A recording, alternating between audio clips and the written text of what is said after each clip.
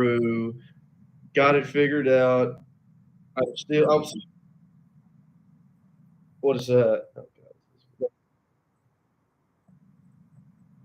Oh my god, we're starting over. So look, I'm looking. So right now, I'm watching the live stream on YouTube on the separate computer, and I'm sitting there throwing my hands up like an idiot. And you're telling me we're muted the whole time. That's okay. That's fine. That's fine. That's fine. One step at a time. We got the audio. I don't have to call you and have the longest phone call of my life ever recorded on my. Now, see, he's on the phone again. Now, we good? Okay. Uh,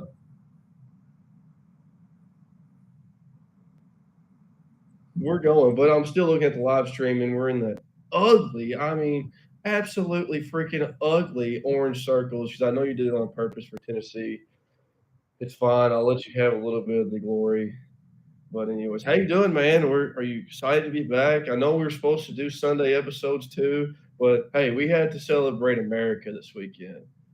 Celebrate America this weekend. It was for the great United States of America. Uh, how was your weekend? Did you do anything exciting for the Fourth of July weekend? I know it was the Fourth of July was a Thursday, but did you do anything over the weekend?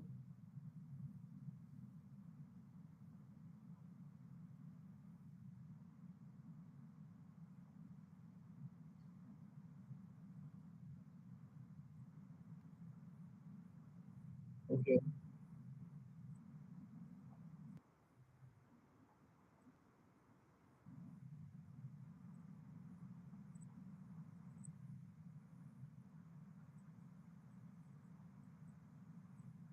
That's all right. That's good. You said you were playing 2K, so you were playing the true, the real America's game. I know what they say that baseball is America's pastime, and that's what it is. It's America's pastime. We're in the present, and that's why we sit here and talk about basketball because it is America.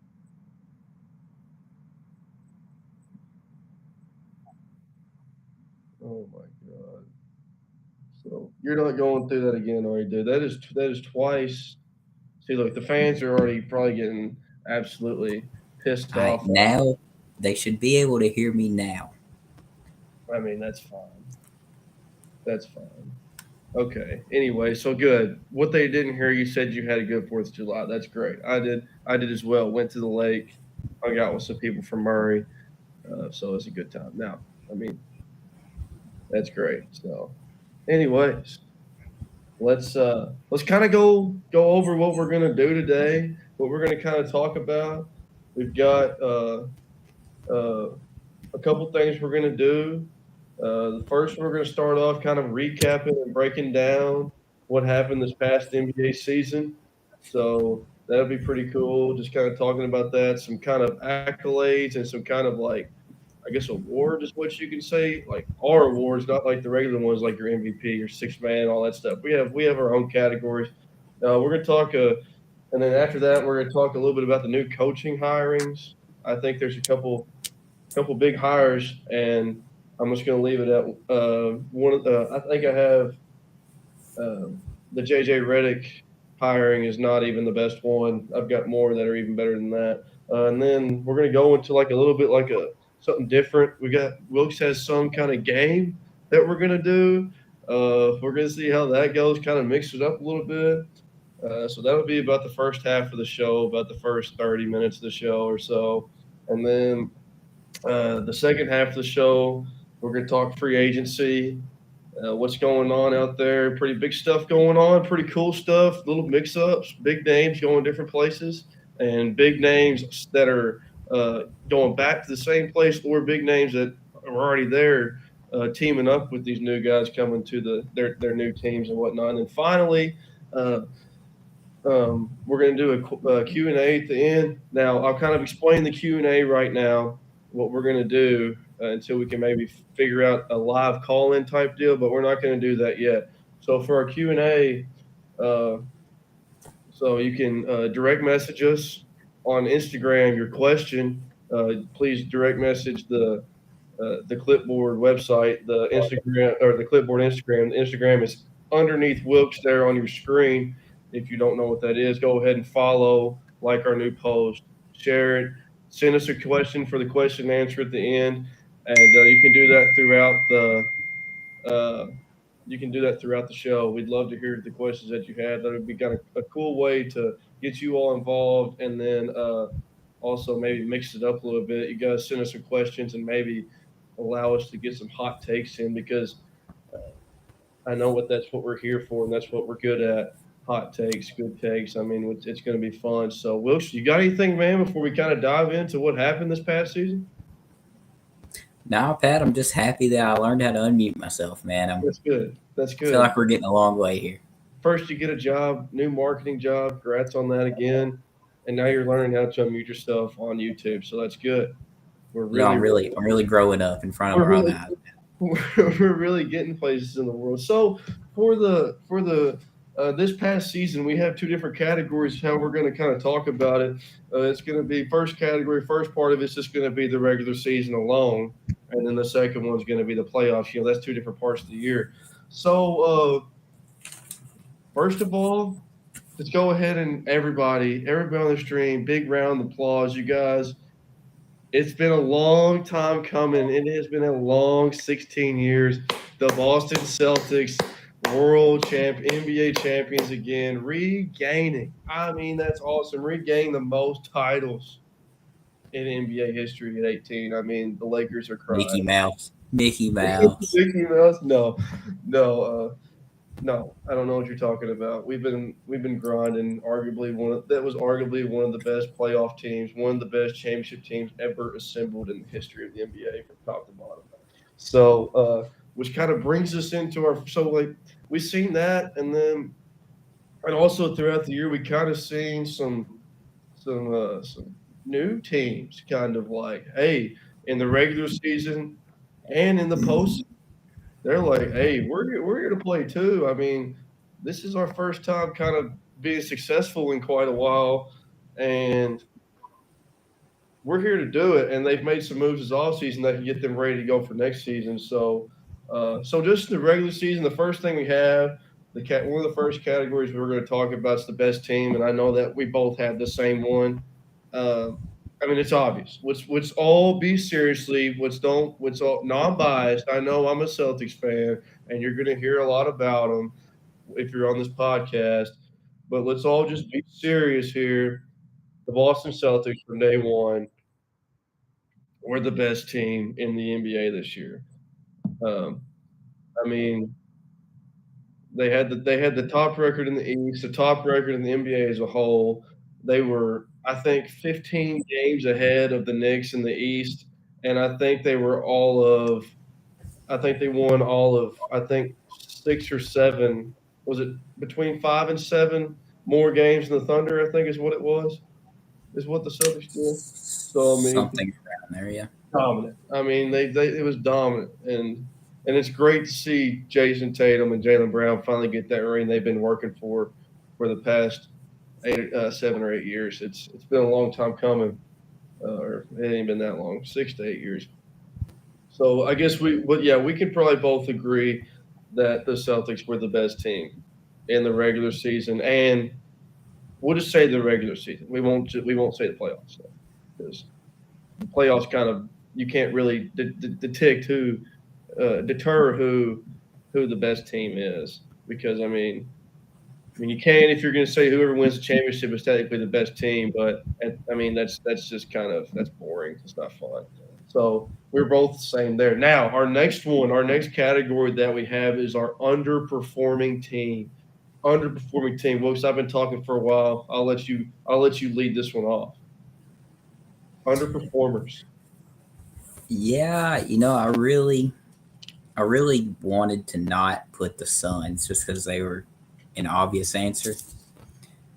But they were so bad that I had to put the Suns just because, I mean, you get 3 max contract guys. They were the front runners to win it all at the beginning or before the season started and at the beginning of the year.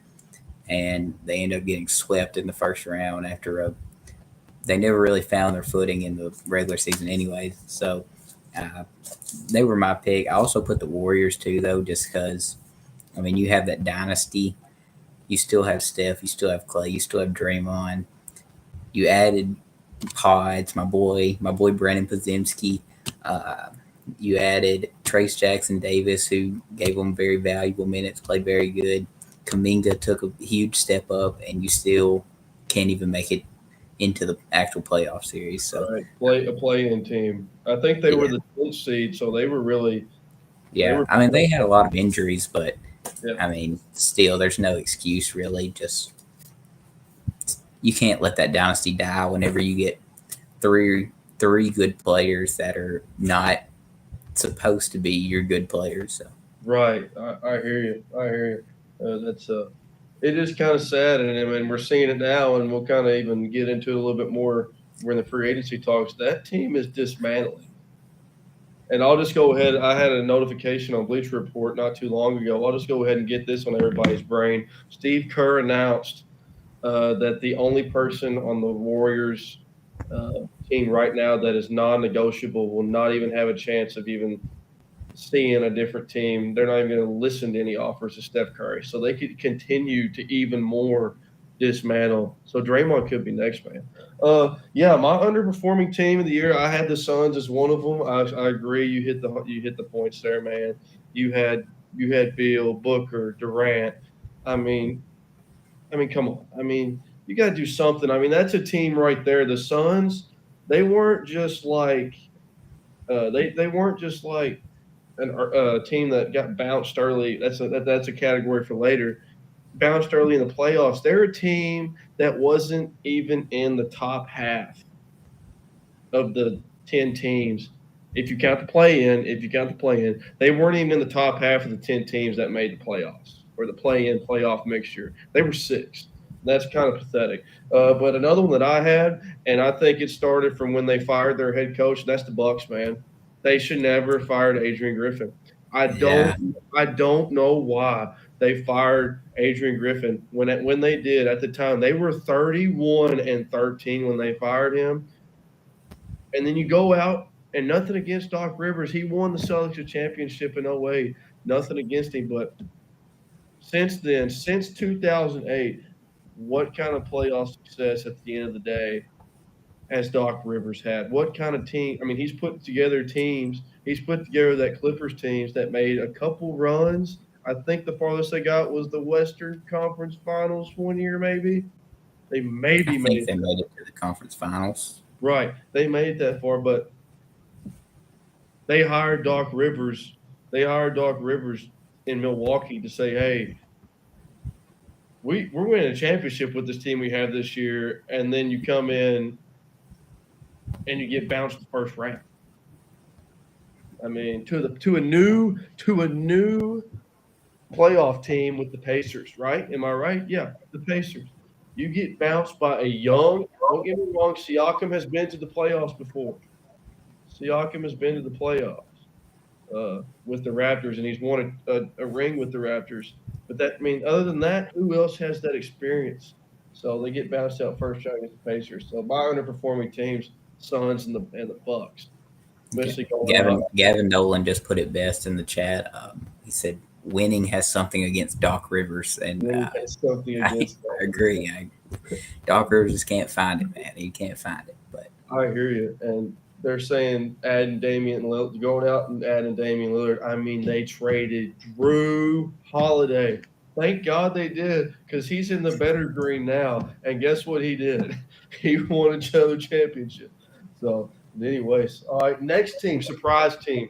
What team this year opened your eyes, overperformed for you? Who was the overperforming team for your regular season? Your regular season, and you can maybe dip in the playoffs a little bit. overperforming. Yeah, or your surprise team. Who did better this year than what they were projected to do? I mean, the Pacers have a good run at that. I mean, the in-season tournament just started this year, and they went ahead and I think shocked everyone and won that. Which I mean, uh, I think it did. I wasn't a fan of the in-season tournament when they announced it, but seeing that the Pacers won it all, and then they get bounced back down to the 6th seed. They come back to earth a little bit. But then you get to the playoffs, and here they are making it to the Eastern Conference Finals. I think it kind of does give a good showing of the teams that can win and whenever it matters, I guess. And so I would say the Pacers would probably be mine, just being able to, I guess, kind of come out of nowhere and win the first ever in-season tournament, and then after that, still being able to kind of keep it on the rails at least to get the 6th seed in the playoffs, and from what they did from there. Yeah, I agree. They did. The Pacers were, they had a good year. They a rising star for sure, and Halliburton making a statement, and that's all due credit to them. And I think they've got a great coach out there too, Rick Carlisle. I mean, he won the 2011 championship with the Mavs, so he knows he barely ever missed the playoffs when he was in Dallas. So that's a big part of that, having that veteran coach with that younger, not as experienced, especially postseason wise team to get there. And they got out of the first round, they beat the Bucks, and then they took the Knicks to 6. Go ahead. Correction to my statement, Gavin did remind me. The Lakers ended up winning the in-season tournament, but they played the Pacers, making it there. Okay, that is correct. That's fine. We weren't trying to give LeBron any more. He doesn't. No, I don't respect LeBron. No, no, I'm not going to go with that. Okay, my surprise team. Gosh, and you're going to see here going on. I'm going to be talking a lot about this team and players on this team, or a player on this team, because they're a rival to the Celtics. But the New York Knicks, man, I have absolutely despised and hated the Knicks my whole life being a Celtics fan. But the injuries that they went through, especially with this year, before Josh Hart and DiVincenzo kind of turned up the gas a little bit, having Julius Randle go down and be out for the rest of the season. I think it was close to midway through, and it's and then Jalen Brunson being able to take them to a 2 seed in the East, and that's impressive. I mean, that's great. Good for the Knicks, man. They're my surprise team of the regular season, and I guess kind of in the playoffs as well. So, all right. So next up is surprise player who overperformed, or who's this player that's like a rising star. I've got 2, and I'll just give you my 2 real quick. Number 1, Jalen Brunson. Already talked about that, being able to lead the Knicks to a 2 seed in the East. And then having the playoff success that they did. So give it to him. Put that team on his back, and he was rowing the boats, so to speak. And so the Jalen Brunson, and then Alperen Sengun is my other one, man. I love this guy. Rockets have a new center in town. He's going to make noise in Houston, being their big man, especially a lot more noise than Dwight Howard, because when he went there, I mean, that was the downfall. That was the downfall of Dwight Howard's career when he left Orlando. I mean, it was disgusting. It was terrible. I mean, not even a great center. He was okay. I mean, I guess he was an all-star in Orlando, but once he left there, it was like your career. Hey, Taiwan Dwight Howard, though, he's a different breed.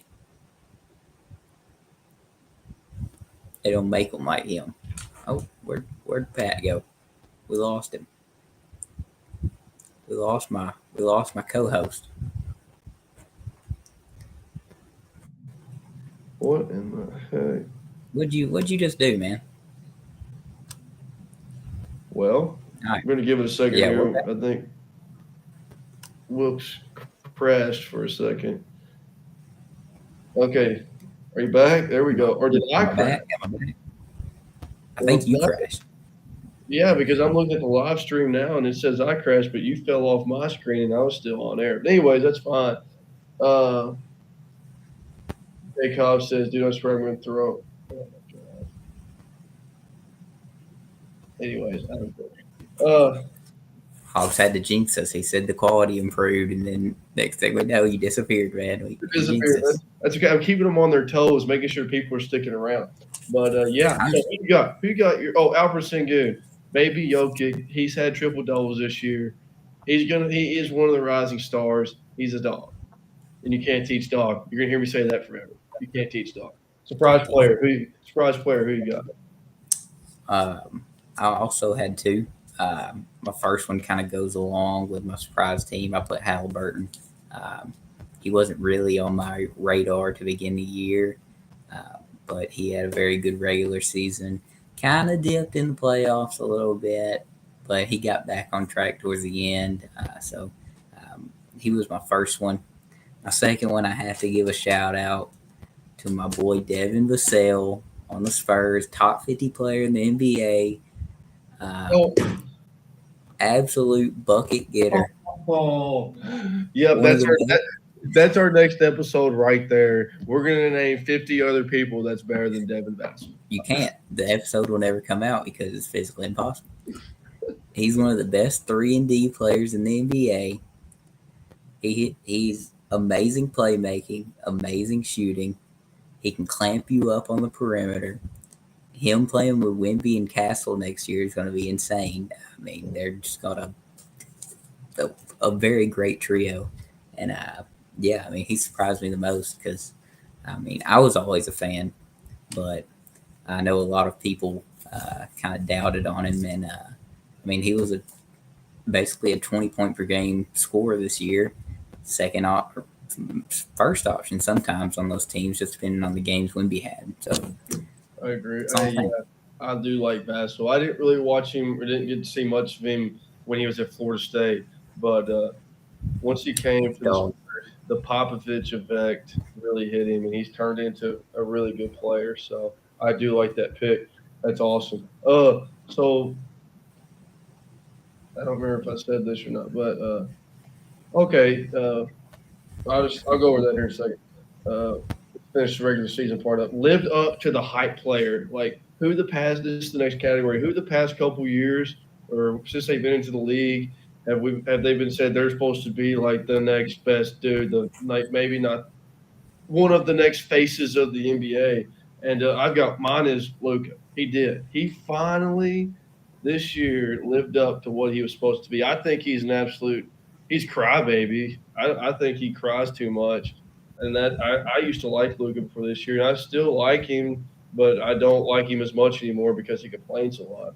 And also another guy, and me and Wilkes were talking about this before we started, that kind of lived up to the hype and kind of lived up to his role is Kyrie Irving, man. Especially when the second half of the season when they won all those games to be able to make that push for that fifth seed in the playoffs in the West. Kyrie Irving, let's think about this. His most success was in Cleveland.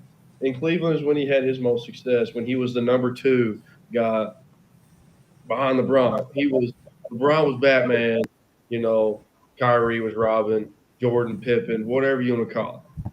That's what you're doing. But now in Dallas, he's accepting his role again. He's not technically the second option, I would say, but if you want to clear it up, then 1 and 2, yes, he's the second option behind Kyrie. But I'm calling it 1A Luka, 1B Kyrie. It's more of like you get this Avenger stuff. When you think of the Avengers, you're going to talk about Captain America first, right? Let's all be serious here. And then you can say Kyrie is like your Thor. I mean, it's 1A, 1B. Does Iron Man not exist to you, bro? He does. But when you see the event, we're talking about Marvel. We're about to turn into a Avengers podcast. But anyways, like that's what I'm saying.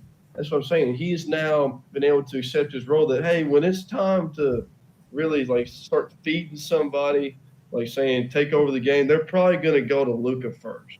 That's why that makes him 1A, and then Kyrie being 1B, and he's accepted that role. And I think that later half of the season and then on to the playoffs is why they were so successful. Before I get to my answer, I do want to stop and give a little read in the chat, see if anybody has any questions. I saw a few of them, just questions and statements. I'll remember that one. Let's see here. My boy Ellis wants to know, are the Mavs a new team to watch out for now, adding Clay? I would. They just made the finals. I would hope you need to watch out for me. We'll get more into like signings and stuff like new people. We're talking this past season right now. We'll get to more in like the signings and stuff, new teams, new players going to new teams, whatever, in the free agency section. But yes, I mean, we'll get into more of that. I have a little bit to say about what I think about that addition. What else And you he got? asked, are the Grizzlies ready for a breakout with Rookie of the Year favorite Zach Edey? See, that's why you Yeah. read that. That right there is why you read that. Is that right there? That's just not true. It's just Hey, not true. That's he's just not favorite. true. He's a favorite. Do I agree? It's the summer league, dude. It's the summer league. He's playing against no man. He's not even playing against the best professionals right now. It's the summer league. He's 7'4" and he bodied Walker Kessler. I don't know what else you want from it. He's 7'4" and 300 pounds, and Walker Kessler is 7'1" and like 100 pounds. Of course, he's gonna bully him down inside and probably go dunk on him. Come on, man. Walker Kessler disrespect. Too early. Move on. I'm tired of hearing that crap, Zach Edey crap. I don't even want to hear it. Just let's move on. Hobbs said, "What do we think about the Magic this year?" He's high on them. I didn't say that, but I had two teams on my surprise team. The Magic were one of my teams. Yes, they're a young core. Their young core is really nice. They've got a new coach out there. They're going to bring everybody back. And then the Magic, I don't know. I know that they gave Franz Wagner a new deal. Huh? They gave Franz a bag, but I don't think they gave him a good one, so he's back. They've got a good young core. They remind the Magic right now. What they're doing is they're getting this new coach in with this young core. They're looking to do a lot like what the Thunder have been trying to do. You know, drafting their guys, getting their coach. And now look, the Thunder were the 1 seed in the West. I'm not saying the Magic are going to come out next year and be one seed in the East, but they will again be a top 5 team in the East next year. And I think they can be if they're healthy, especially in the East. I mean, the East is a little bit weaker than the West. So yes, I think the Magic can. They'll make the playoffs. I don't know if they're top 5 seeds because you got the Celtics, you got the Sixers, you got the Knicks, you got the Bucks. I think the Heat will be back next year, hopefully. No. Yeah, maybe the Cavs. Yeah, okay, I'll say that. Fine. The Magic will be in the playoffs, yes, and they will be one of the top. I think they'll be one of the top 6 teams. I don't think they'll have to be a play-in team. That's fair. What else you got? What else you seen in the chat, man? Gavin Nolan wants a recap. Last episode. What's your favorite sleeper draft pick? Who did I say? I know mine. You want me to say mine? Yeah, go ahead. I'm trying to remember who I said. Gavin Nolan. Listen to me right now. The best player in this draft will be Matas Buzelis in Chicago. I'm buying a jersey. He's going to win Rookie of the Year. He's plus 1,000 right now if you're into that. I thought you said Zach Edey was going to win Rookie of the Year. I didn't say that. I say the favorite. Oh my God. Here we go. Go ahead. Continue. What do you have? That's Matas Buzelis. What else you got for us? Buzelis is the next Lauri Markkanen. He's going to be that guy. Book it. I'm putting my stamp of approval on him. He's that guy. All right. I think mine was P.A. Larson to the Heat in the second round because I was kind of stretching it a little bit. I said I want to get somebody in the second round, so that's what I went with. So, all right, you ready to move? Keep moving. So we. Yeah, where was we at? Oh, my hype player. It was just Wemby. Yeah, we don't really have to talk about him. He's just he lived up to the hype. Some of the best rookie numbers somebody's ever seen. So. Finally, I know we have the same player here. Last category for the regular season, underperforming player of the year, maybe one of the most overpaid outside. I mean, now like he wasn't before this year, but now he is the most overpaid player in the NBA. Before that, it was Tobias Harris. Now it is none other than the Wizards' Jordan Poole. He's terrible. I mean, he's terrible. He leaves the Warriors. He should have stayed in Golden State. We would obviously have more success there. He would still be playing behind. He might have started this year because they benched Clay.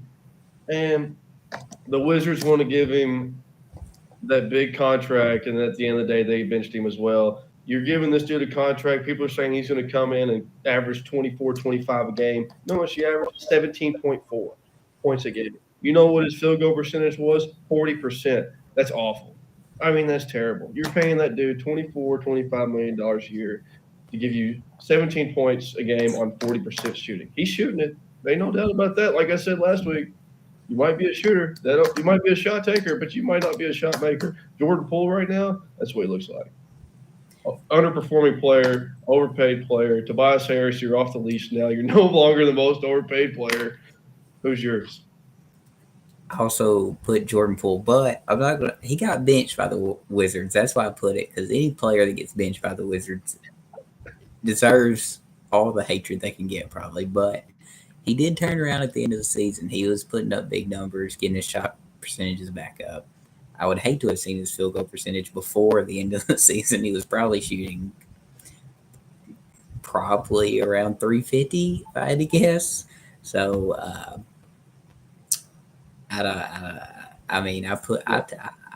it is Jordan Poole, but it's terrible. It's just like Wemby being one of the hype players, living up to the hype players. Jordan Poole is the most underperforming. All right, playoffs.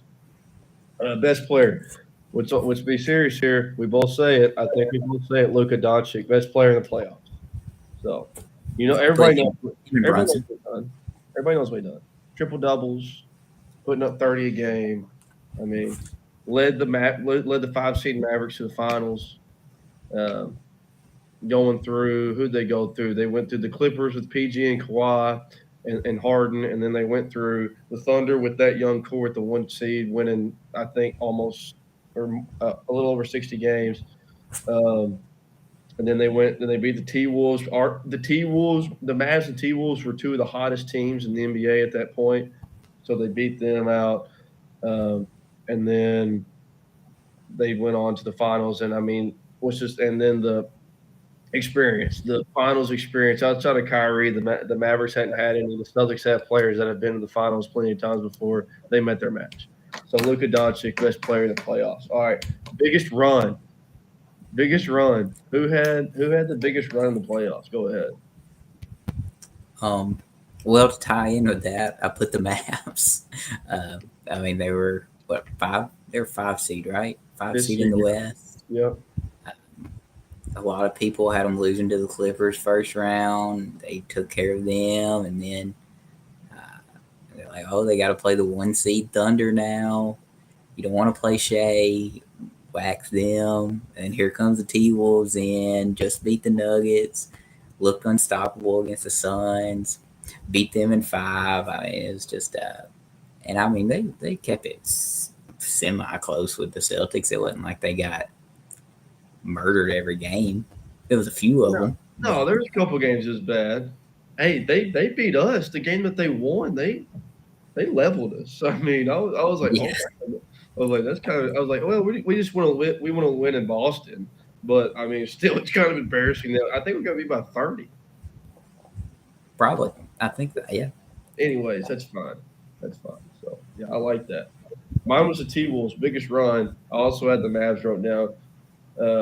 T-Wolves had a nice run too. They've shown a lot of promise for the future, and now that they've added players, young pieces really, and if they really need a couple more. I mean, they've got Conley and Gobert and Cat as some experienced guys, but they need that solid, and they really need that solid guy, veteran guy on their bench. I kind of think that's what they're missing right now. So. But yeah, T-Wolves big run. I also put down the Pacers. I liked it. They had a good run. So solid year for the Pacers as well. Rising playoff team. Who you got? I got the T-Wolves. That's my rising playoff team. T-Wolves are looking good, man. I think that they're showing a lot of because they didn't get worse so far this offseason. They have not gotten worse. No, they got a lot better with their draft. Oh yeah, absolutely. Absolutely. So They were my favorite draft. So favorite draft. I uh, also put rising playoff team. I put the Thunder. I think they've added a piece that's going to be big for them. And again, we'll go over that in free agency sector. Do you have any other difference for the rising playoff team?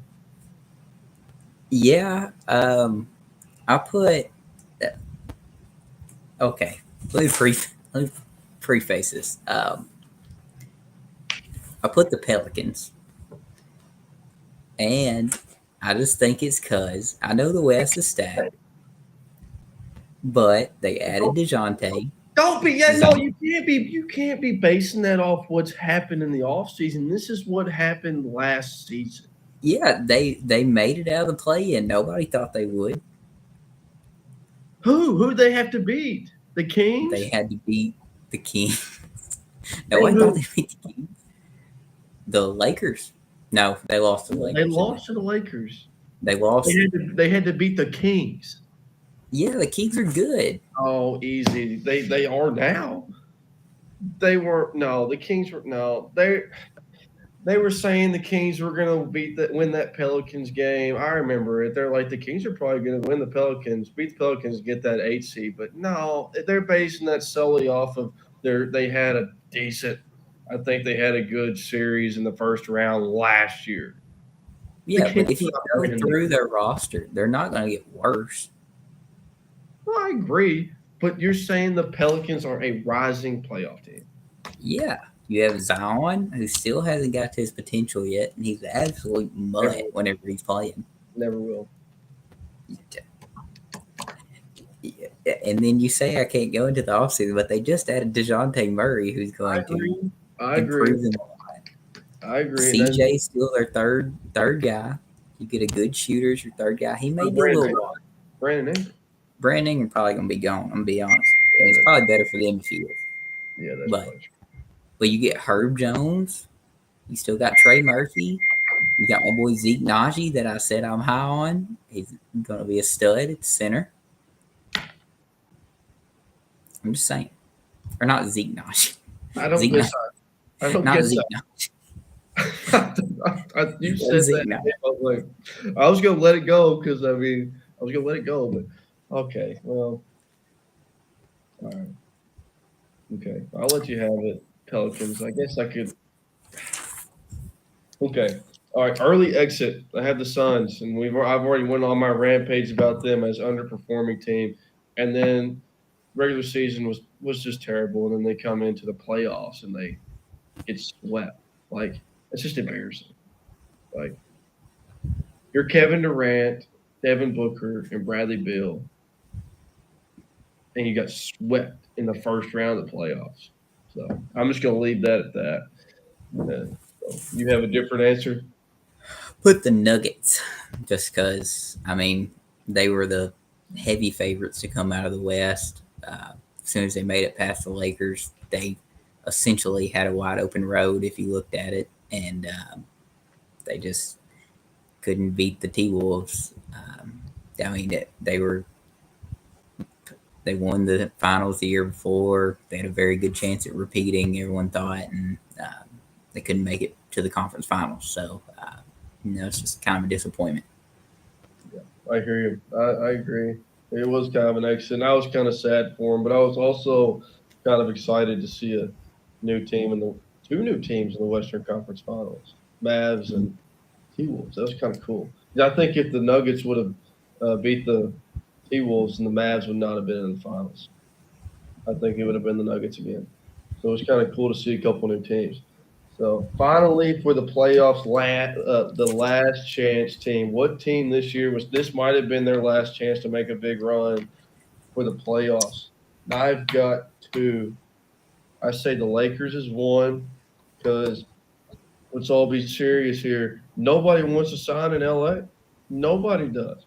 This was the year that they were probably going to have to do it. And by the time Dalton Connett, as we were talking about last week, kind of grows into what he could become, and if he's still in LA, LeBron's going to be gone. AD's going to finish his career in Chicago. That's where he's from. That's been the talk since he's been in the NBA is when he's going to end up in Chicago. I think it's going to eventually happen. And hey, they're building a team out there that if you add a player like Anthony Davis, that might be pretty cool to see. Uh, and then the Nuggets as well. The Nuggets as well, man. The Nuggets have not gotten better. They got beat in the second round in the playoffs this year, and I think the Nuggets are. I don't think they're going to be able to make another push because they're not adding anybody. They're not adding anybody. They're staying. They're staying tone. They're staying content with Jokic and Jamal. I don't think it's going to work out much longer. That West is getting. There's teams in that West that are going to be quick, passing them up quick, and I don't think they're going to be able to make another push unless they do make some changes.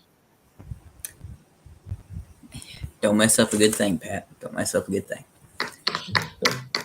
I also had two teams. I put the Clippers because, I mean, they were supposed to be the super team that they built with Kawhi and PG and Russ and Harden, and they were supposed to be, just the next big thing of the NBA all coming together to, they're the Avengers. There's the Avengers right there, Pat. And so, but as we all know, that did not work out as planned. And now PG's gone, and Kawhi plays once every 2 months. So I don't like their odds.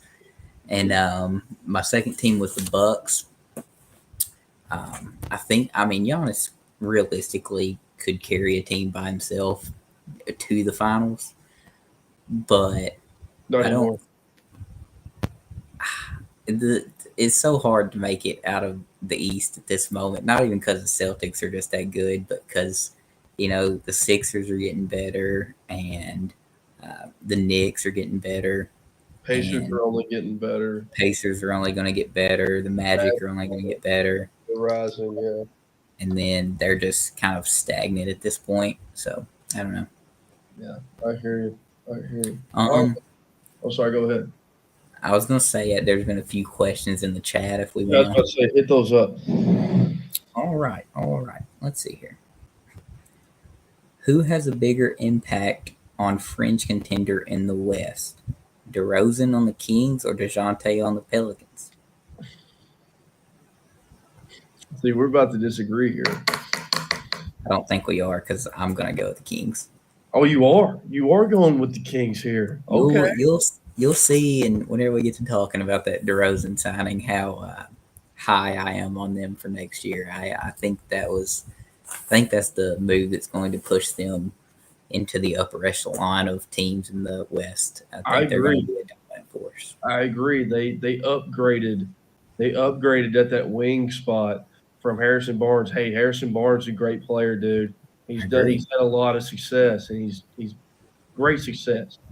But you upgraded to arguably one of the best scoring wings in the NBA. I mean, he can score 15 foot and in. DeMar DeRozan is one of the best scorers in the game right now. He averaged 24 points per game last year on the Bulls, who also had Kobe White, who was averaging 20.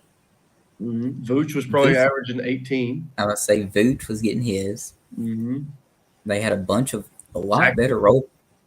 Zach LaVine, who was hurt, but yeah, he was hurt. Yeah. I asked if you average that. I mean, he was their best player, not even close, and now he's going to be the Kings' third option. And they still have Malik Monk. Who's two? Sabonis. Ooh, I think I put scoring option. I'm putting DeRozan over Sabonis. Offense goes through Sabonis. Sabonis runs that offense. Okay, you're saying like you're not saying he's their third best player. Yeah, that's what I'm saying. Okay. I thought you meant scoring option. DeMar DeRozan's two. Okay. I got you. Okay. Yeah, I agree. Let's see what else we got here. Is the Spurs a team to watch with their draft picks and CP3? Maybe. I don't know, man. I don't know if you've seen the graphic, and I don't know if all of our listeners have seen the graphic that the first year that Chris Paul has been on a new team, their win percentage at least doubles, but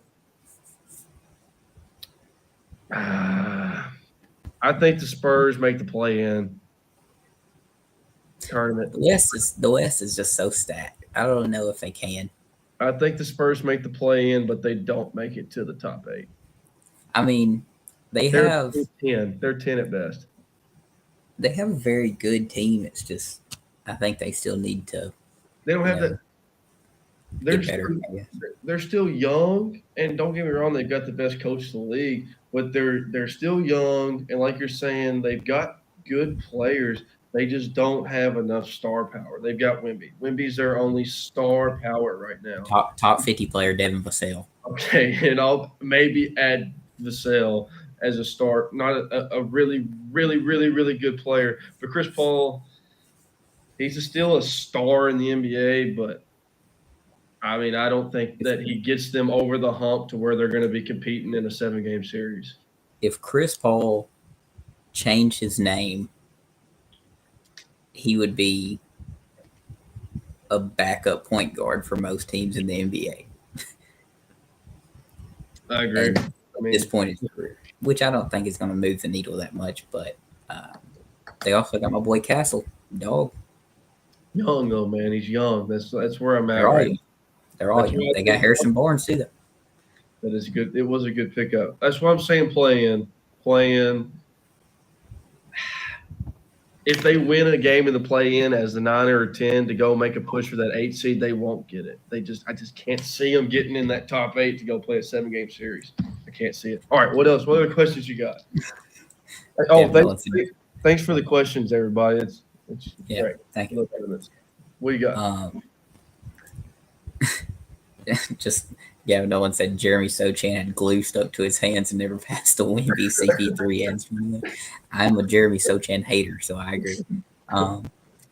Outside of the Celtics in the East, which team has the greatest chance of knocking them off next year? 76ers with PG, Bucks, or Knicks with McHale, and rank the 3 teams.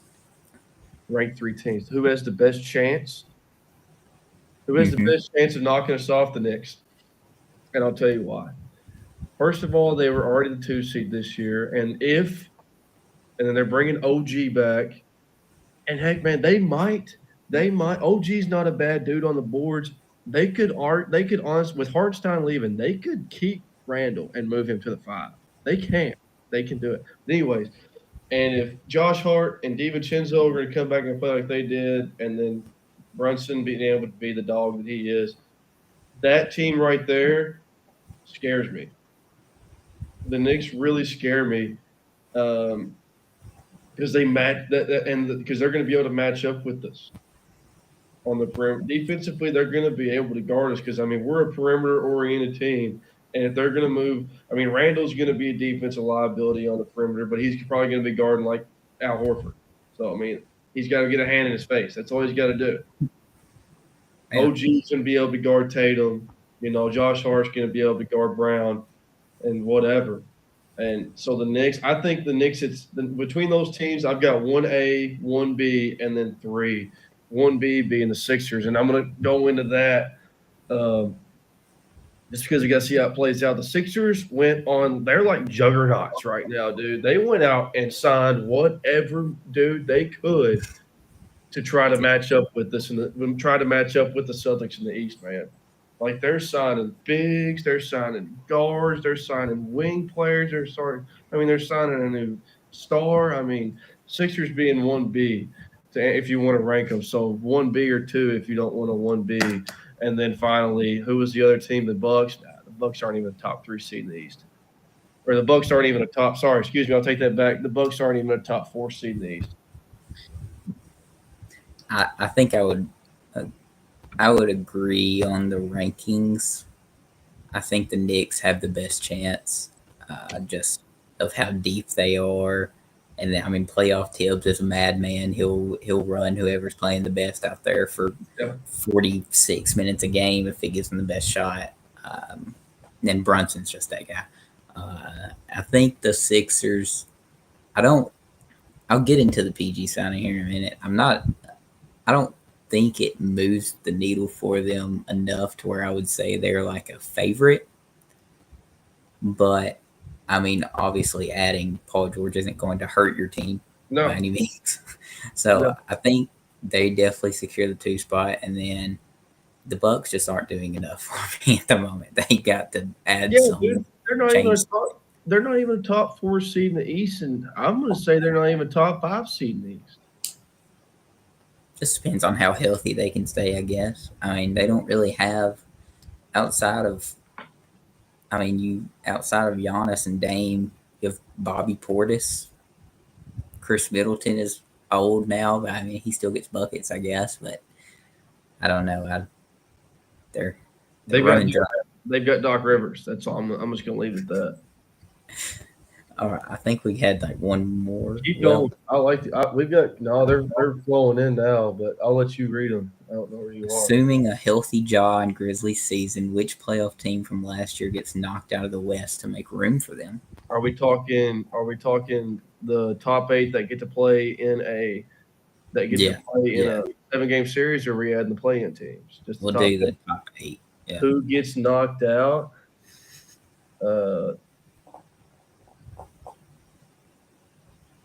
That's tough.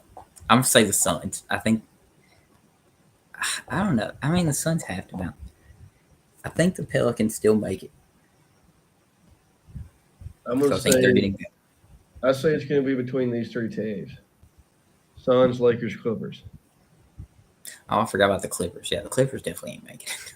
Suns, Lakers, Clippers. But you also have to add in the Kings are probably going to be better this year. That's They'll have 2 a good shot spots. at making it. That's 2 spots in the top 8. That's 2. Do the Warriors come back? Are they No. coming back? No. Warriors are All right. done. Then you have a lot of rising teams too, like the Rockets. The Rockets didn't make it, but I think the Rockets could easily make the playoffs next year. If they're going to take, if somebody's going to get knocked out, I mean, you got. If we're just taking one team, it's got to be the Clippers. Clippers. I mean, if you're gonna have Booker, Beal, and Durant, you're gonna be in the play-in, and if you're playing against those 3 guys in a play-in game, they're probably gonna at least secure that 8 seed. You would think. You would think, but yeah, I'd say Clippers. Clippers would be. Gav wants to know thoughts on Derek White being added to the Olympic team over more deserving players, specifically Jaylen Brown. Me and Pat talked about this earlier. See, we talked about this, man. It should have been JB, or it should have been one of the 2 JBs, either Jaylen Brown or Jalen Brunson. Wow, Jalen Brunson's not JB yet. He's not that good. But anyways, I don't know. Yeah, I agree, especially with dropping Kawhi, being kind of more of a wing/forward player, and picking up a guard. I don't really know if they needed another guard in Derek White when they could have added another wing in Jaylen Brown, especially being Finals MVP. I mean, what are we doing there? I don't know if Adam Silver. I don't want to blame it on him. I don't know, let's just say USA Team Selection Committee. We'll just say that. We'll just be broad with it. I don't know what they were thinking there. Don't get me wrong, Derek White's a freaking mutt, dude. But yeah, JB should have got Jaylen Brown should have gotten that spot. Absolutely. I agree. I don't think it's really going to matter in terms of the total talent we have on the team now, anyways. No. But there was definitely some better options than Derek White out there. I would rather had JB. I would have rather had. I mean, if we was going to add a guard, I would have took Brunson. Yeah, I agree. I mean, there's probably some more names I could think of. I sat here, but I don't think it'll matter. It doesn't hurt us, but it raises a lot of eyebrows, especially being Team USA. Yeah. But anyways, what else you got? What are questions? I think that's all the questions we got in here right now. Everything else kind of just statements, roasting players. Caleb Martin, a certified Celtics killer, and on the 76ers now. That's true. It's not true. Celtics killer. He killed you. No, it's not true. Anyways. Hey, Gav said if the Rockets make the playoffs, then he'll donate a year's salary to the pod. Take a picture of that. Take a picture. Let's go, Jalen Green. Take a picture of that chat right now. Hey, your boy sing good, baby. We're about to get some sponsors, baby, with this money. That's what I'm talking about. We're gonna get gear. We're bringing LeBron. We're bringing paying him a bag. LeBron on. Man, just come talk to us for 5 minutes. I'll give you this money. But yeah, we can. We'll listen next. And no other questions there. So we got a couple. We're just gonna go over. You guys keep shooting us with these questions. These are awesome. We like kind of taking a break of what we're talking about. I know we didn't do that in the first episode, but the first episode was hectic, and I was getting very. We also didn't have audio, so. Yeah, we were talking on the phone. But let's do some coaching hirings here. We've got 5 of them. Probably 5 of the larger ones. I think that's all it's been since the season's ended. So we're gonna start with the first one here. Let's just talk about JJ Redick going to the Lakers. I don't even know why. I mean, it's great that they attempted, and I'm not gonna lie, I thought he was going when they were attempting to go get Dan Hurley. I really, really thought Dan Hurley was going to be the Lakers' next coach there for a little bit. When they were flying him out there, I was like, oh my gosh! I was like, well, great, that brings him out of the college world, but Dan Hurley's not an NBA. He's too college is where he needs to be. But then as soon as that happened, it's like it was gonna be JJ Redick from the beginning. They just had to make Dan Hurley listen for a minute. But I mean they're getting a couple good guys on their staff. They're getting Scott Brooks, former Wizards coach, and then he was the Thunder coach when like Durant, Westbrook, Harden, all of them were on the Thunder when they were making those runs in the playoffs. Scott Brooks was their coach. And they're also adding Nate McMillan. I mean, he was Pacers coach for a while. He did a great job there for the time he was there. So he's getting some good help on the bench. But I think JJ left something that he was really, really good at. And I mean, it's just another person that's gonna be the coach of the team that LeBron James is on. I mean, let's be serious. That's what it is. And what perfect candidate. I mean, Yeah. I think JJ was just such a great analyst and such a great when he was talking in the games. Then he also had his podcast. I'm sure he won't be able to do that anymore. He might still be able to do that a little bit, but not as much anymore. I think he left that analyst job I think that's what he's great at. But I guess we're going to see. What do you think about JJ? I like it. One of the only things I have kind of against it, I guess, is just, yeah, I mean, he's young in comparison to NBA coaches, and he played against a lot of guys and with a lot of guys that are in the league now, and even on the Lakers. And so I guess it's kind of just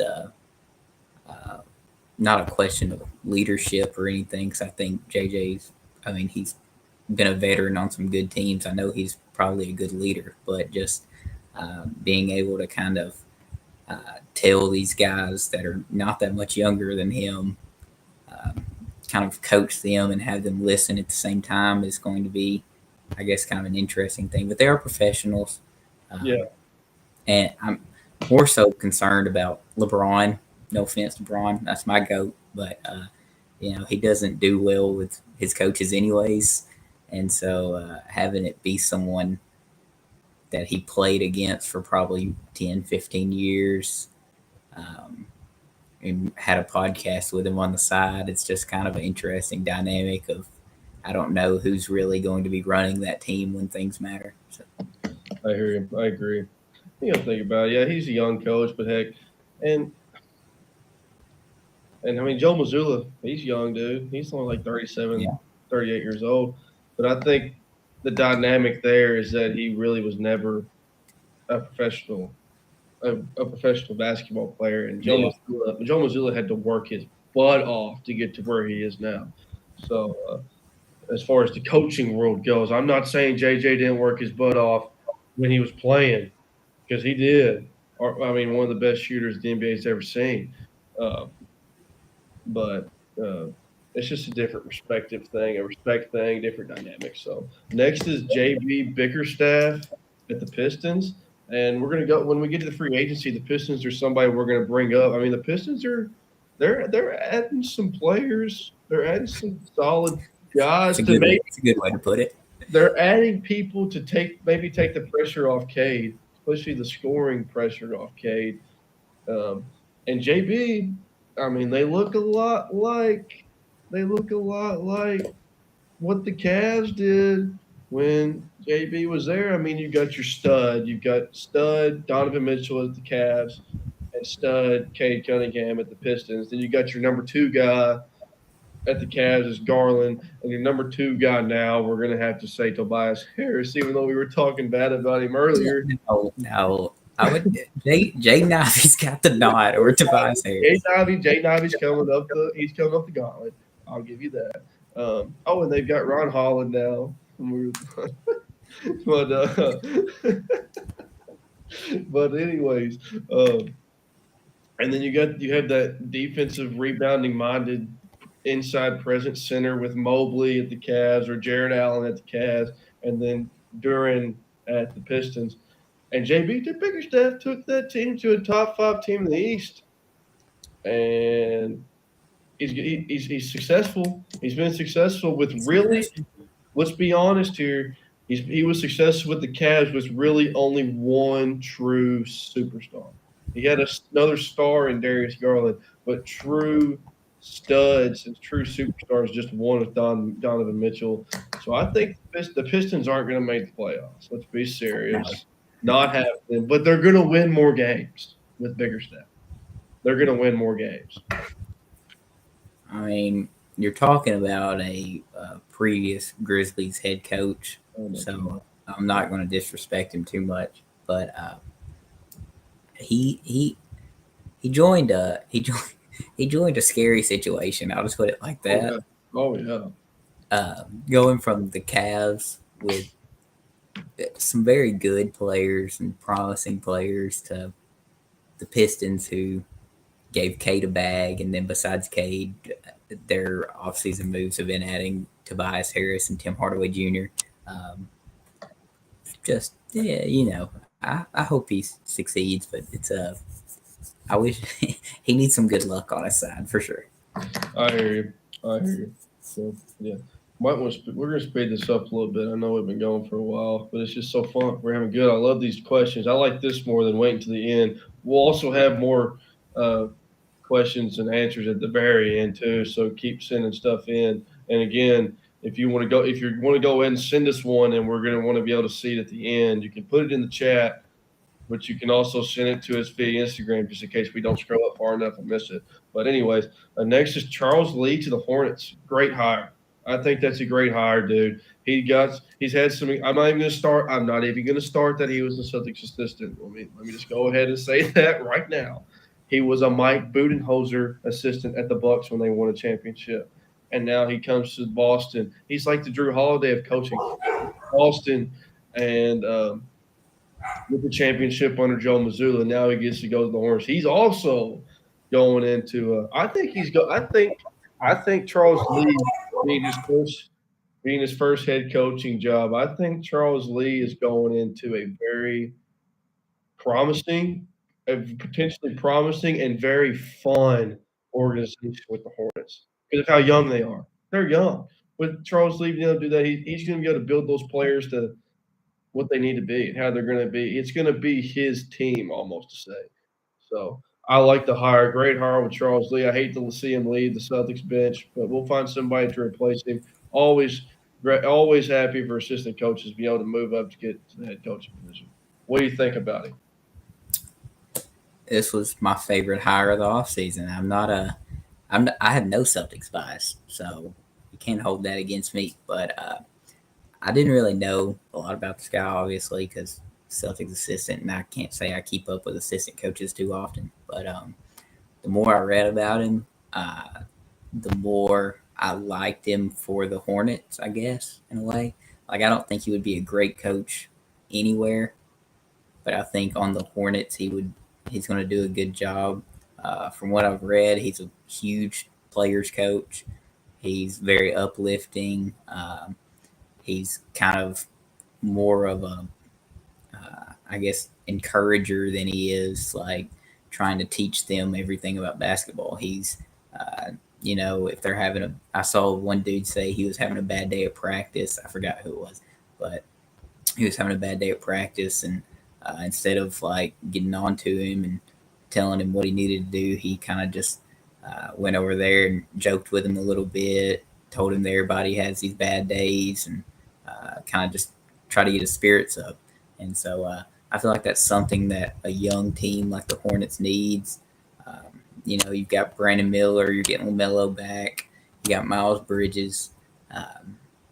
They've got a bunch of young role players that also need to come into their own. And so I feel somebody like him that can kind of motivate them and encourage them to continue on their pace will be good for them.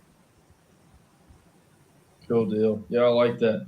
Going to be pretty cool to see him. And I know that after the Bucks won the championship, when he was on Budenholzer's staff, he was a candidate. He was a lead candidate for a head coaching job then. He just didn't work out at the time, and then he came to Boston and got that second one. And I was like, yeah, it's time.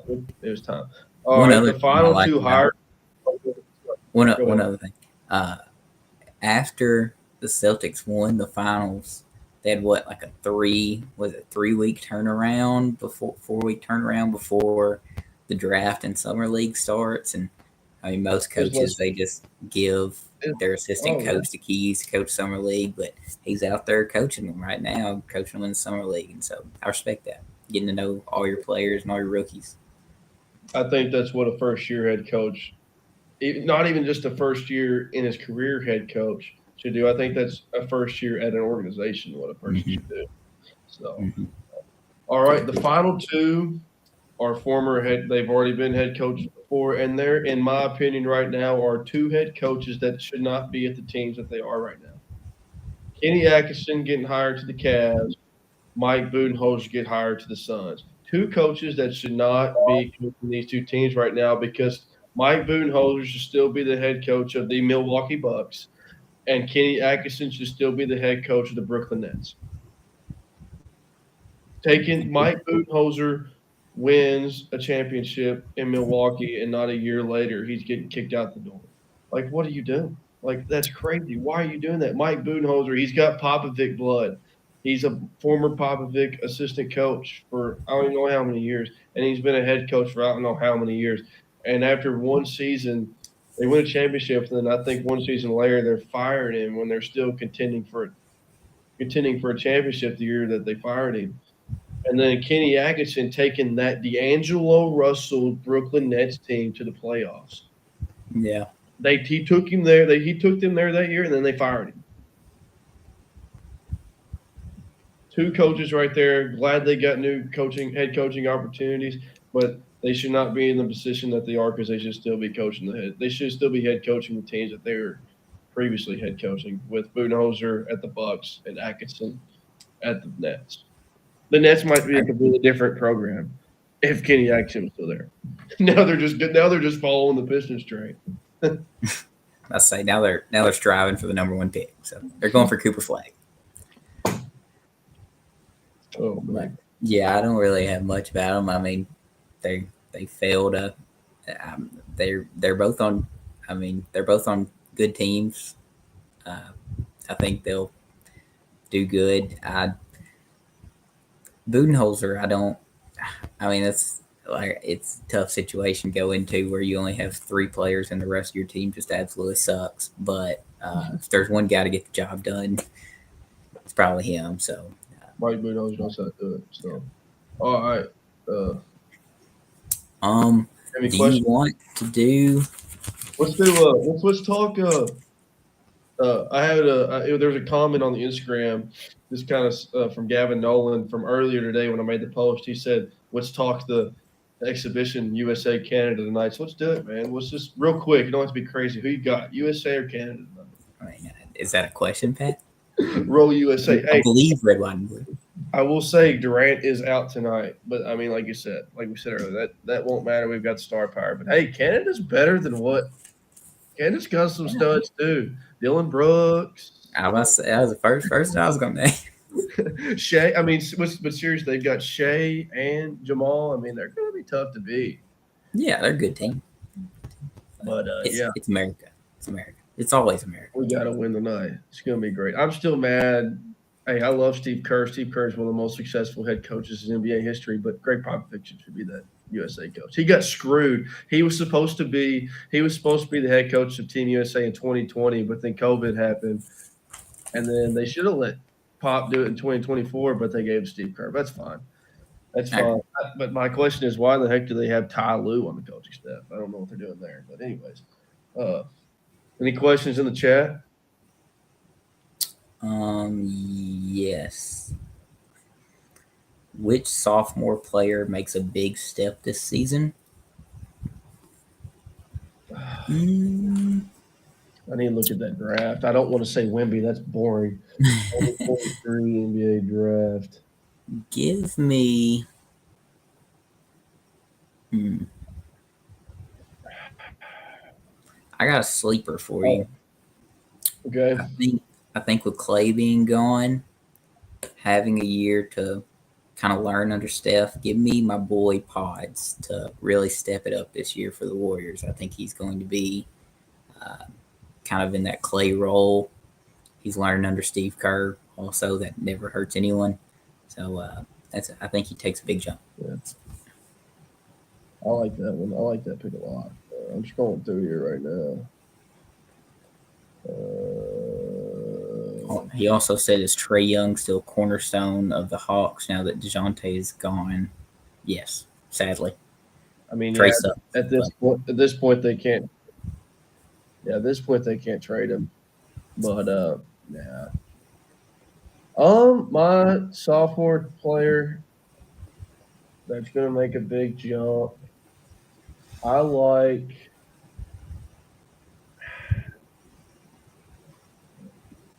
I don't really know. You like nobody? With the Heat trying to like make another push again, maybe they can get back to being better. I'm not going to say contending because I don't think they're a contender. I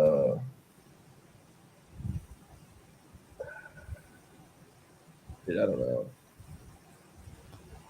I really don't know. Maybe. Yeah. Yeah, I don't really know. Nobody's going to take a sophomore job. They all suck. I'm going back and looking at this draft. This draft right here might just be as sad as this year's draft. As far as talent. Brandon Miller's a good candidate. Brandon Miller, he could. I think he's going to have a good year, but that's boring too. He's not too good. I'll just say Brandon Miller. I like Anthony Black for the Magic. Played at Arkansas. I watched him at Arkansas. I think he's going to be a key piece to that Magic team. So, Anthony Black, bro. What other questions you got? There's one guy that will overtake LeBron. If there's one guy that will ever overtake LeBron, who will it be? Probably Luka or Wemby. Yes. Who's the next face of the NBA? Probably Wemby. But people are saying, I mean, really, yeah, LeBron's still technically the face of the NBA, but I mean, look at Jokic, man. Look how many MVPs he's won the past 5 years. I mean, we're saying that right now. I mean, Jokic could take it over once he finally retires. Anthony Edwards, with the hype, being kind of like that hype dude, being a dude that can really make a lot of noise. Shea, with the numbers that he's putting up, taking the team to a number 1 seed in the West like that. Jason Tatum finally getting his first ring. I mean, there's a lot of different candidates for that. I don't think that there's ever gonna be another just absolute face of the NBA like LeBron has since he's been drafted. I think there's gonna be a lot of people. If LeBron didn't make his staple as early as he did, then we could be saying the same thing with, like, it could be many faces after Jordan with Bron, Kobe, Durant, all that. And I think now that these players are developing and being this good at the professional level this quick, that you can't sit here and say that one of them is the face of the NBA. LeBron came into the league when it's not as advanced and developed as it is now, so he was able to make and become the face of it. But now I think that they're developing and getting so great now that there's not one player that you can do it for. Agree. So, any other questions? We're good.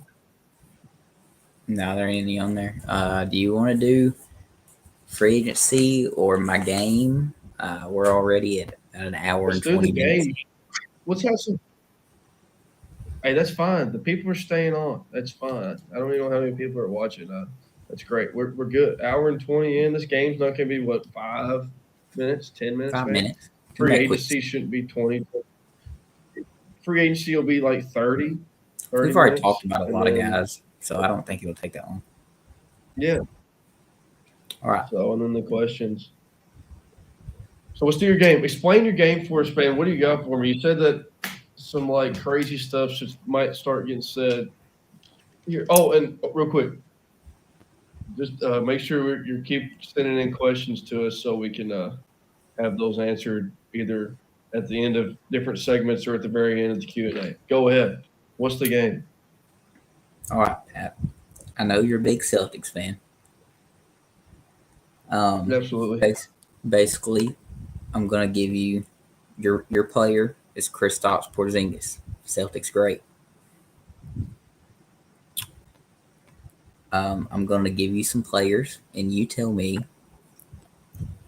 is Porzingis better or is whoever I say better?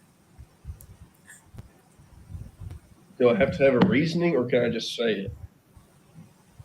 You can give a short reasoning, like very very short. Brief. Okay, go ahead. All right, So we're going off Kristaps Porzingis. Domantas Sabonis, Porzingis. Jaren Jackson, I'm kidding. No, I have to. I have to go. I will say Sabonis. Sorry, I had to say that the very first one. I had to stick with my boy. But I was about to start laughing. As far as the position they play, I'll have to go Sabonis, and it could be really be Sabonis if he could learn how to shoot the three, like Porzingis can. But Sabonis puts up the numbers, so Sabonis is better than Porzingis. all right, God, I can't believe I said that. Jaren Jackson, Oh, Porzingis, without a doubt. Porzingis is just as good as a shot blocker as Jaren Jackson. Defender, I'm telling you, defender as Jaren Jackson. I'm serious. I know you're a Grizzlies fan and you hate hearing me say this. Kristaps Porzingis is just as good of a shot blocker and a rim protector as Jaren Jackson, and he's so much better offensively. Porzingis over Triple J. How many Defense Player of the Year awards does Porzingis have, Pat? That doesn't matter. Go ahead. Lauri Markkanen, That's just one thing. Porzingis. Winning takes a toll into that. They're both really good scorers. They're both about the same scoring, but as far as game as a whole, Porzingis is better than Markkanen. You're a big Markkanen fan. You got to pick people that you're not big fans of or on the Grizzlies. There were just two guys, Pat. I don't know Who's what to next? say. Victor Wembanyama.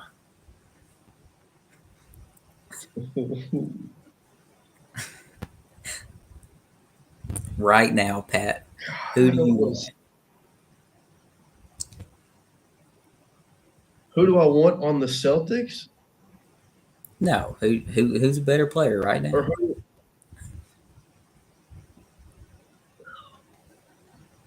Wemby. God, I agree. that hurts saying that. Yeah, Wemby. Karl Anthony Towns. Porzingis. I knew that was going to be one. Porzingis, without a doubt. Karl Anthony Towns and Anthony Davis are the exact same player. So inconsistent. Porzingis is consistent. Rudy Gobert. Porzingis. What does Rudy Gobert provide before? I'm not even going to say the T Wolves. He's a perfect fit for the T Wolves, but for any team that he plays for, except for shot block, nothing. He provides nothing but shot blocking and rim protection.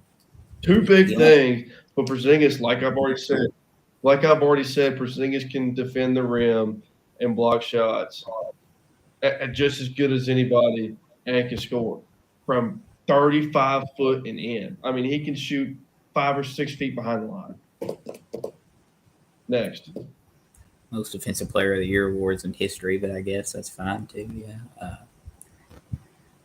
DeAndre Ayton. Porzingis, without a doubt. Yeah. He was supposed to have his new berth in Portland, but now they just got their next franchise center in Klingon. So, I mean, he's about to get Aiton's probably about to get traded again.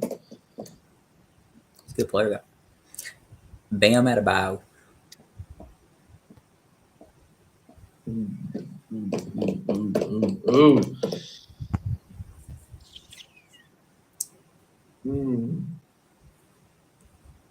Tie. No ties. I'm calling that one a tie. I get one tie. I get one tie. I do There's like no Bam. I do like Bam. But okay, we're gonna say right now, Porzingis. Right now, it's Porzingis. I'm waiting for Gavin Dickerson to comment on that. This is Celtics bias as it's ever been right here. You still gonna take Porzingis, man. I just wanted to hear. Seeing him playing all year. Dude's a dog. Porzingis is like he's gonna get 20 every night. Anybody else? Who's next? Anybody else? That was all I had. That was all I had, man. That's it. Okay. So Porzingis, great guy, great player, fun to watch. Okay. Now, that was nice. Nice little mix up there. Cool game. Need to keep having those. So let's get into free agency, man. Let's do it. This is going to be the bulk of it. The bulk of the.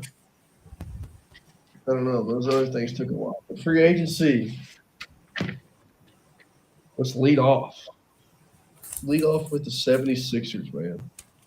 Like I've already said, they're going out and trying to get anybody and everybody at any position in order to beat the Celtics. They've signed Paul George, Drummond, Eric Gordon, Caleb Martin, and then they brought back Oubre and Maxey to add with Joel. And it's just like, jeez. It scares me to a point, but nah, I'm not worried about the Sixers. I'm not worried about them. Okay. I don't know. I would say that if Doc Rivers was still there, I'd probably be able to say that. Now they've got Nick Nurse. Nick Nurse is kind of a dog. So, what do you think about the Sixers, man? How they lining up? I mean, we kind of already talked about it, but I like their Oubre deal. $8 million a year is a very good deal for him. He's a great. Realistically, I mean, he's probably their fourth option now, but he's a great player. Caleb Martin's a good signing. They gave Tyrese a bag. He deserves every penny of it. And, I mean, you bring in PG. It's good. It's a good offseason. It's a great offseason. But we'll see how him and Embiid mesh. But I think they're a good team. I mean, I think they were a good team before this. So. Solid team. All right, let's talk about Bridges, man. Going to the Knicks. Villanova making it all over again. I don't remember who I texted afterwards. I said, yeah, they just traded for Mikal Bridges. I mean, next they're going to fire Tibbs and go get Jay Wright. But I like it. I like it as a basketball fan and as a coach, and like seeing like that really adds to their team. But I don't like it as a Celtics fan. It scares me a little bit. That trade, Mikal Bridges trade, as we talked about earlier, it scares me a little bit. So they match up with us really well. So I think they're yet again the 2 seed in the East. Easily, I think they might not have locked that 2 seed up because the Sixers are in the mix.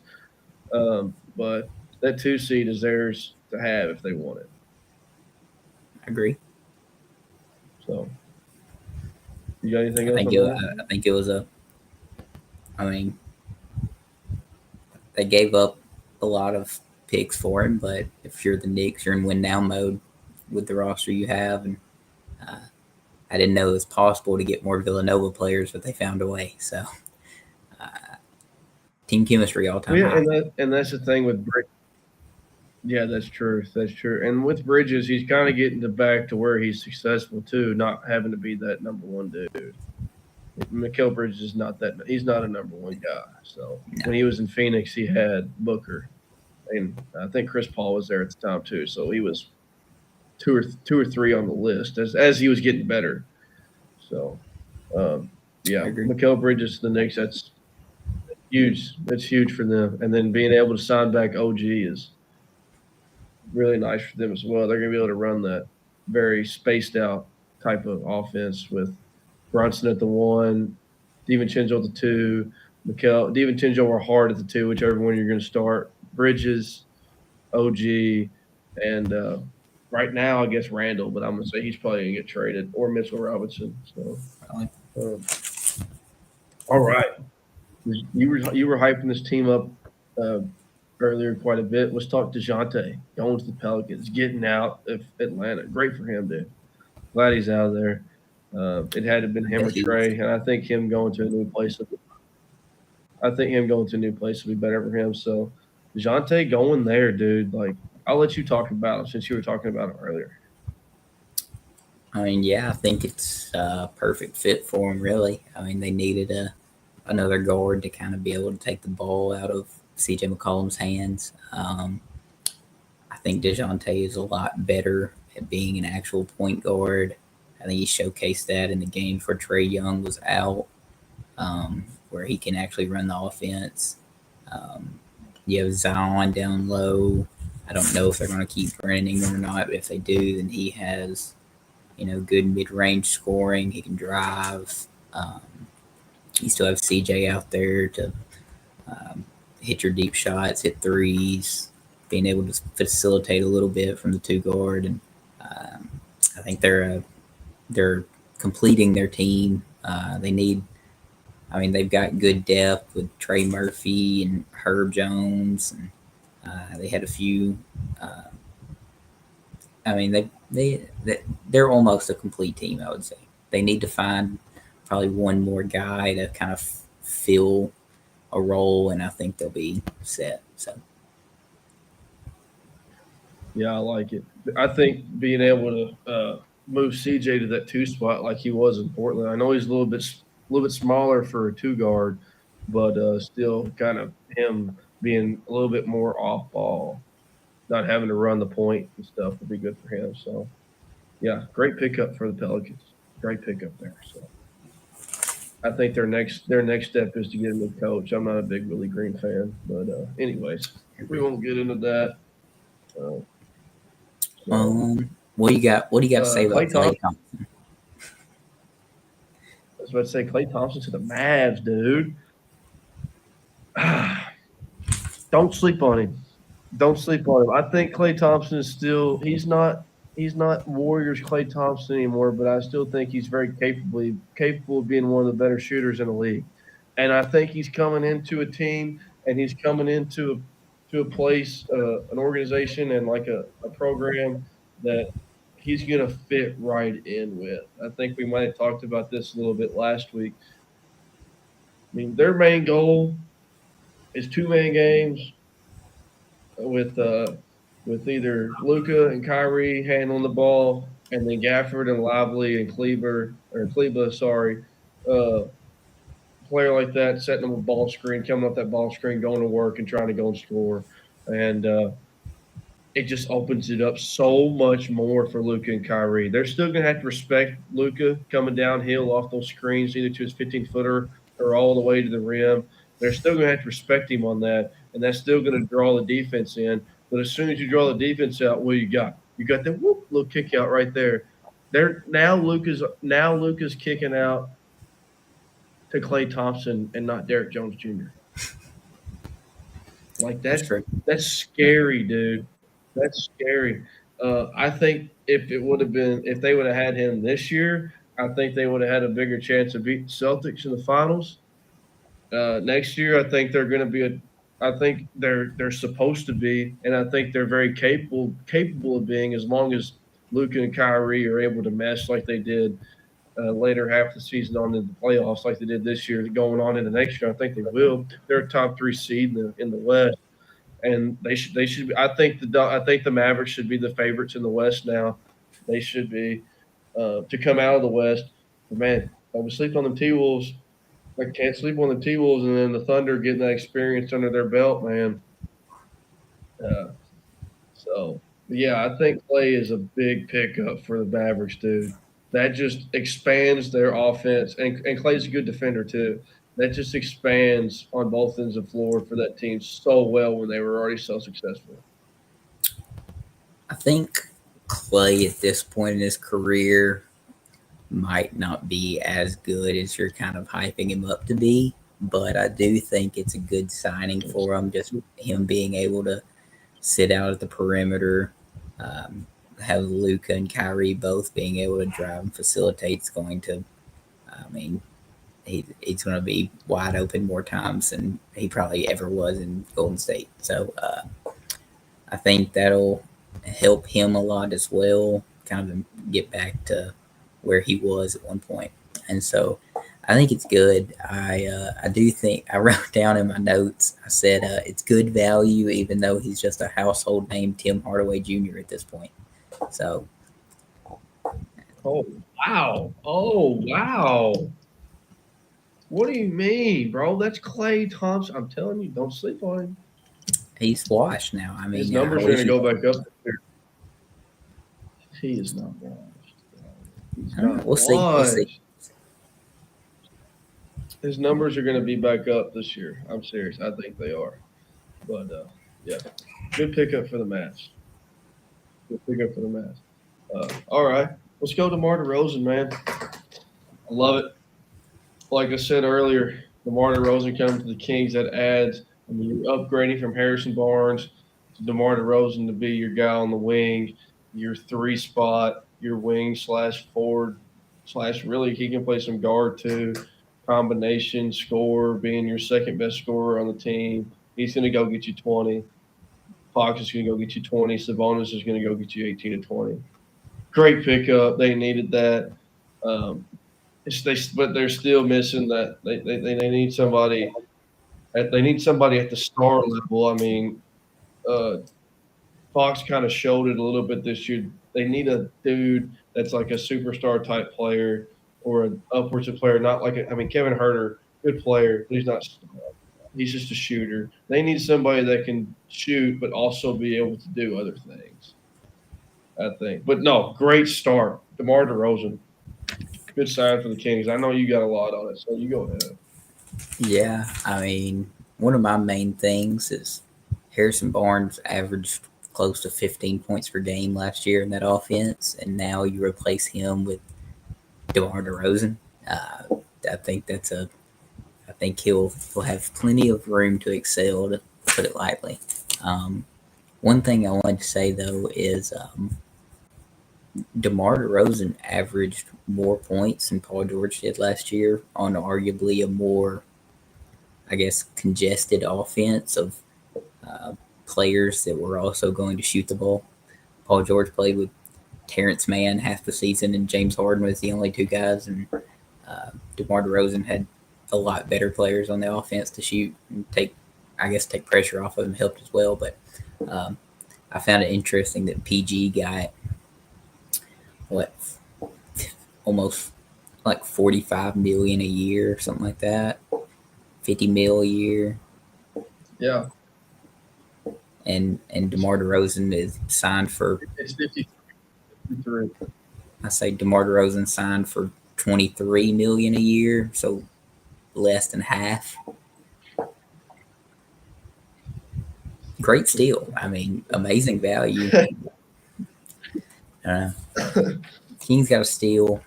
They're going to be back in the running in the West for sure. Yeah. I think this year they'll be playing for that. They might clip a top 6 seed and not have to worry about the play-in, but if not, they're going to be playing and get that 7 seed. So I agree. Good pickup for them. So, all right, let's go Spurs, man. Spurs have some shaking up going on, and we kind of talked about this earlier with Chris Paul, Harrison Barnes teaming up, coming to San Antonio with Wimby and Castle and Vassell and all them. We still think that's going to work. It's going to work, but I still don't think. Said it earlier. I still don't think they're going to make a top 8 seed and be playing for playing in a 7-game series. I mean, it's just Chris Paul was just at Golden State with that team, and they didn't make it to the top 8 seed. And they had a top 10 NBA basketball player of all time, and Steph Curry on that team. I mean, Yeah, I think Chris Paul and I Harrison. think that they're. I think they're there just to kind of be veteran presences at this point in their career more than they are trying to go win something, which I think is probably helpful for the Spurs. But uh, I don't think they're going to turn around their seasons or anything with those two. I agree. So great for the Spurs. Great for the program. Still just not there. Still not there yet. One day. One of the most slept on signings. One of the most slept on signings that I think is the key piece that this team really needed to be that make that next push and maybe get out of the semifinals with Isaiah Hartenstein going to the Thunder, man. They got their big man. I mean, I'm not saying Hartenstein is just like this stud big man, but that's a center that's going to come in and get you. He's going to defend. He's going to be your grinder. He's going to be your bruiser. Some nights he might get you 10, being the trash man, but get you 10 points, 8 rebounds. But he's just going to be that presence inside and just that ball screener for somebody.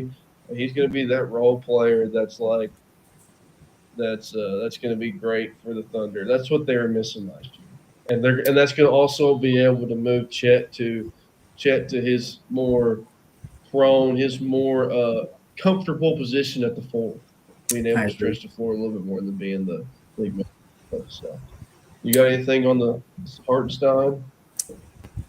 You basically said just about everything I had written down. I think I like it the most just because Chet gets to go play the 4 and spread the floor and kind of just lean into what he's better at. So, yeah, be good for them. Good sign for the Thunder. I have wrote. This is just we were talking about this earlier too. Pistons adding Tobias Harris, Tim Hardaway, Malik Beasley to go along with giving Cade Cunningham a rookie max. I mean, it could work. It's not gonna. They're gonna win more games. What I'm saying, but I don't know. That was just. I just wanted to bring that one up. Tim Hardaway is your Jordan Clarkson type player. If he's hot, he can fill it up quick. But if he's not, he's not. He's just not. And but I guess it's. Go ahead. That was mean to say about Jordan Clarkson. He did not deserve that. Oh jeez. But yeah, I mean it's all right. I think they're trying to take a little bit of pressure off of Cade's shoulders. I mean, let's be serious. I mean, he needed it. Ivy's still trying to make his way up to the gauntlet. They're trying something. They're trying to win more than 13, 14 games? 15 maybe. So that's what they're trying to do. And I think they'll win at least 18 this year. They'll get at least 16. Oh man. All right, next signing that I've got down here is it's like the biggest how dumb are you? Like, what are you doing? You're in the later part of your career. Aren't you? If you're going to take this amount of money, why don't you try to go play for a contender? Instead, you're going to play for the Wizards. And that's Jonas Valanciunas. He took a 3-year deal worth $30 million to go play for the Wizards. What are you doing? you're all of your upper you're in your what mid 30s, upper 30s. Haven't won or did he win? Was he on that Raptors team when they won the title? I don't think he was, or was I he? don't. I don't. I I think he don't. was. I I think he was could a be wrong. Grizzly at that I don't point. want to say I'm right. I think he was already gone. But anyways, don't think he's won a ring yet, and you're going to play for. You're going to play with Jordan Poole and Kyle Kuzma and Rishishar, however you say his name. It's like Worcestershire. So that how do you even say his freaking name? Brisker. Uh, dumb. I'm just gonna leave it there. Dumb. What is Jonas Valanciunas doing? Like he's going to make $10 million a year to go be miserable. I He's agree. going to he's going to get $10 million a year to start. That's what he's doing. He's going to start probably, but that what it's worth, man? I'm going if I'm taking that money, I'm going for a ring. That's what I'm doing. I'm going to Boston and saying, "Hey, I want a ring." Oh man. But anyway, yeah, I just had to bring that one up. Uh, Scotty Barnes quickly getting some nice deals in Toronto. You have anything on that?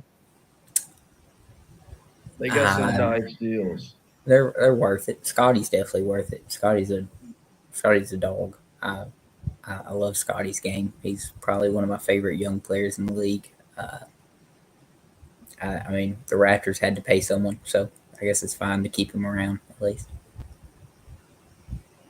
Hey, and that's another thing. I know that you'll appreciate this as far as sports betting. When I used to sports bet, and if I'm doing a 20 plus point score uh, Scotty. prop for somebody, I'm picking Scotty Barnes. Right, Scotty Barnes every time, and it never failed. It never failed. Hey, he's probably, and this is how it went.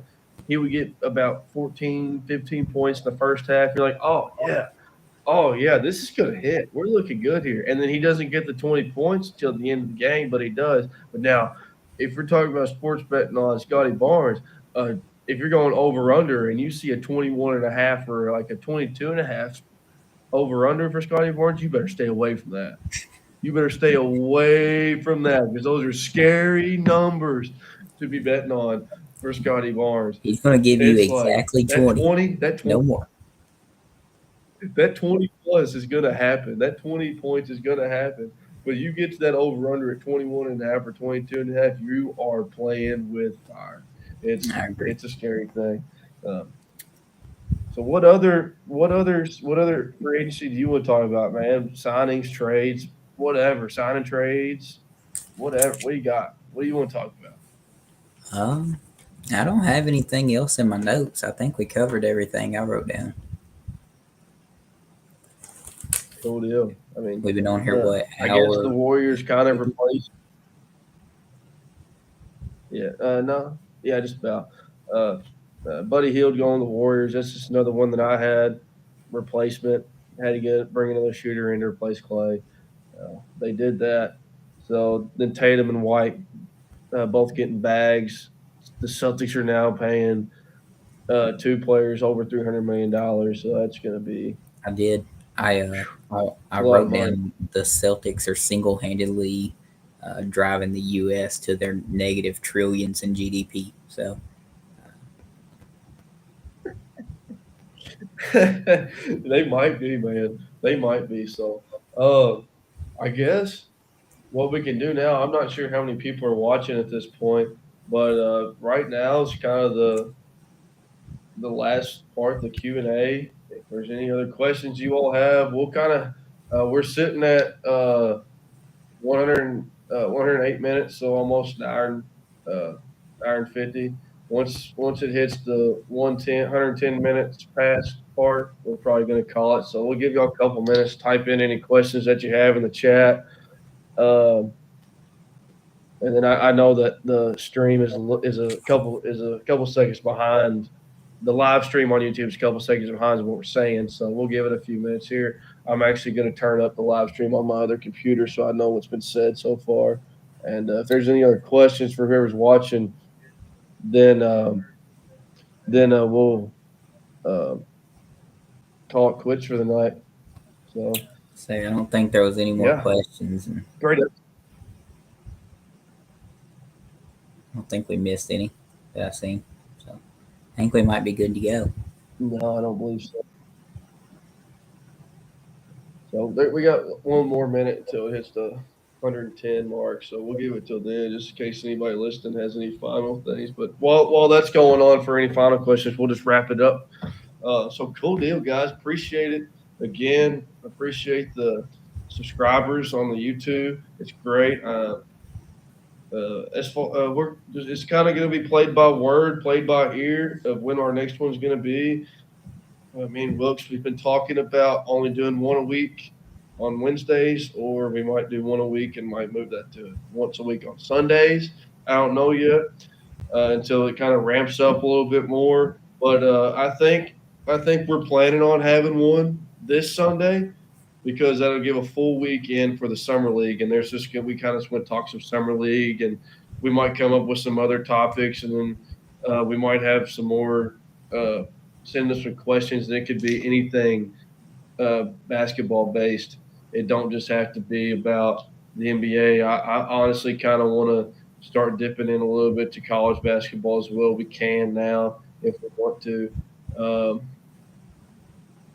But yeah, I mean, but since it'll have a full weekend for the summer league for this Sunday, that'd be pretty nice to go ahead and say who's kind of starting to look pretty good, and it'd be pretty cool. But yeah, appreciate it. Please subscribe to our YouTube. Please share our YouTube channel.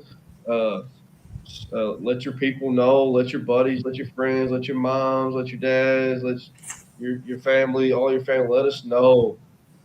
Let them know that hey, this is a great podcast. It's fun. It's funny too, and it's fun. So yeah, give us a follow. Twitter, Instagram. We've got TikTok now. Just keep an eye out for all the stuff, man, and we appreciate you all 100%. So like, follow, share. We appreciate it. We'll see you all Sunday. Later.